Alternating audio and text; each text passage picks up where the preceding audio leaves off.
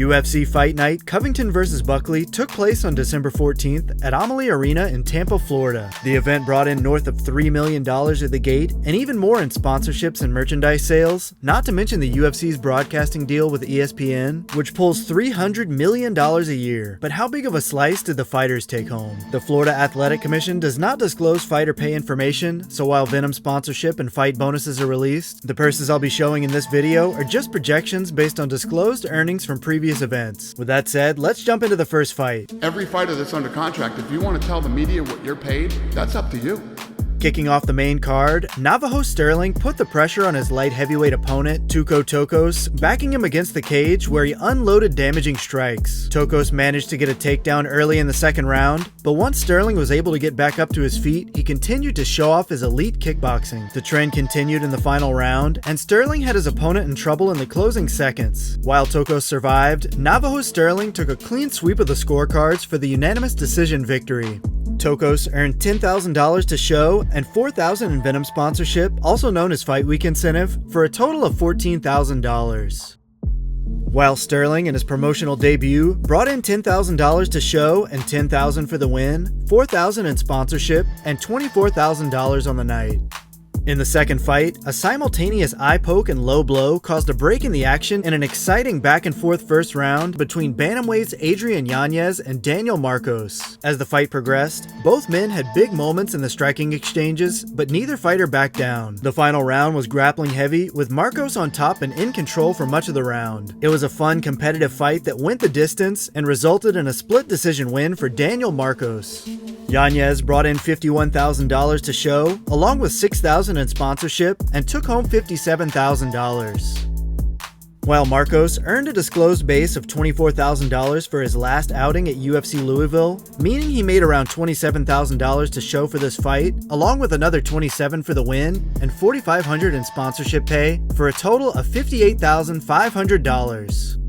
In the third fight, Vitor, Petrino, and Dustin Jacoby duked it out in their light heavyweight bout. Petrino looked dangerous as he stalked Jacoby, landing on a few big combinations. Jacoby fired back, but never appeared to hurt his opponent or put him in any danger. But that all changed with about a minute left. Just as the fight appeared to be slipping away, Jacoby landed a right hand straight down the middle that put Petrino to sleep. And just like that, Dustin Jacoby walked away with a huge knockout win. With his second loss in a row, Petrino, who started his career with 11 straight wins, earned $30,000 to show, as well as $6,000 in sponsorship pay, for $36,000 on the night. And we know exactly how much Jacoby pulled in based on a disclosed purse of $100,000 from his last fight. While he took the loss in that outing, he would have earned an additional $100K for this fight, along with $11,000 in Venom sponsorship and a $50K performance of the night bonus, for a total of $261,000. The fourth fight saw flyweights Manel Kape and Bruno Silva get off to an insanely fast start in terms of both action and actual hand speed. Kape appeared to land the cleaner shots, but two low blows by Silva interrupted his rhythm. In the second, Kape started teeing off with wild combinations until a third low blow resulted in a point deduction for Silva. Once the action returned, Kape's showboating increased as he continued his striking dominance. Blood streaming down Silva's face, he managed to land several accurate punches as the final round began, but shortly after, a kick to the body by Kape that was borderline low itself started the finishing sequence as Silva shelled up while Kape unloaded on him until the referee stopped the fight, handing Manel Kape an impressive TKO victory. Silva's purse would have been around $42,000 to show, with $6,000 in sponsorship pay, giving him a total of $48,000. As for the winner Manel Kape, he took in $48,000 to show and $48,000 for the win, along with $6,000 in Venom sponsorship, totaling a $102,000 paycheck.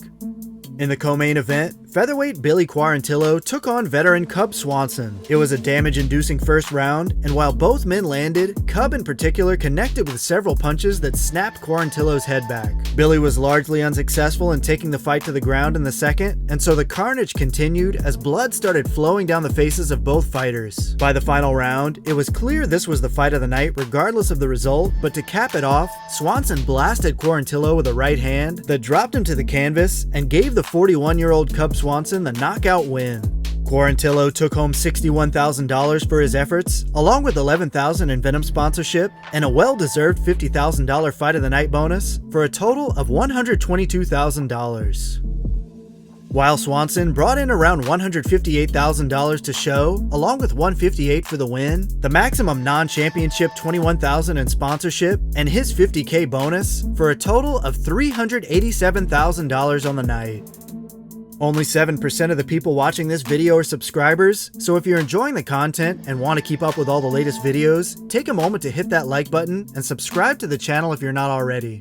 And finally, the main event of the evening, Joaquin Buckley bloodied up Colby Covington in the first round and was more efficient in nearly every aspect of the striking game while defending well against the takedown attempts. He capped it off with what was either a knockdown or a trip in the final seconds. The second round was closer, as Covington was able to score a takedown and control on the ground for some time, but Buckley still looked the better striker once back on the feet. In the third, the blood started pouring out of Covington's eyelid from the accumulation of shots, and near the end of the round, the referee brought in the ringside doctor, who called the fight on the spot. It was an unfortunate way for the fight to end, but it was all due to the damage caused by the heavy hands of Joaquin Buckley. For Colby Covington, he could have easily taken in $500,000 guaranteed, and being on a guaranteed contract, I'm assuming that means no bump for 5-round fights. Tack on $16,000 in sponsorship, and you get the biggest paycheck of the night at $516,000. Buckley earned a purse of $100,000 to show, with another $100,000 for the win, and with this being a 5-round main event, he likely earned a 25% bump, which comes out to an extra $50,000, along with $11,000 in sponsorship, giving him a total of $261,000. That's all for this episode. Any corrections to the numbers I've shown will be listed in a pinned comment below. As always, thanks for watching. See you at the beginning of next year for UFC Fight Night Dern vs. Ribas 2.